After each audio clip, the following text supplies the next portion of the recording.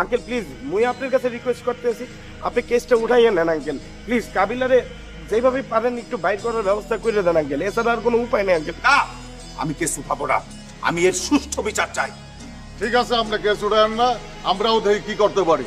পরে শহর থেকে কেউ হারাই গেলে আবার কাঁদেন না। আপনি কি আমাকে থ্রেট দিতেছেন? পাশা কাউরে থ্রেট দেয় না, পাশার আওয়াজটাই একটা থ্রেট। তাইলে তো বিচার হয়ে গেল। হেতা গোটা হেতারা দেখুক, আমরাও পাইলে ভরে দিন। এই ছেলে, কি বললাম? তাকে ভরে দিবা? আমাকে ভরে দিবা? তুমি আমাকে চেনো? তার সামনে দাঁড়ায় কথা বলতে তুমি জানো? ধানমন্ডি থানার ওসি আমার বন্ধু।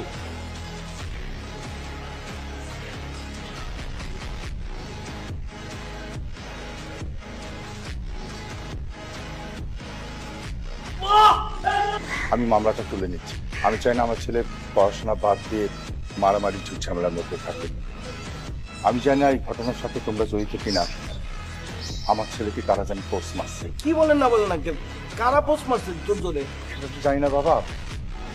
অনেকে বলছে যে ছিনতাইকারী, আবার কেউ কেউ বলছে যে তোমরা করছো। না না, আপনি কি বলতেছেন না বলতেছেন আঙ্কেল? আমরা তোর জোরে কেন পোস্ট মারতে যাবো? আমরা তো কাবিলারে নিয়ে এমনি ঝামেলার মধ্যে আছি।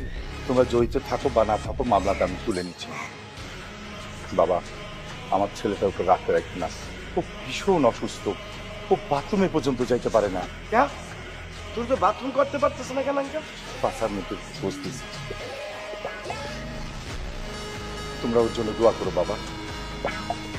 এ শোন, তোর জোর আব্বা যখন বলছে যে পাশার মধ্যে পোস্টটা মারছে, তখনই আমি বুঝতে পারছি তুই পোস্টটা মারছো।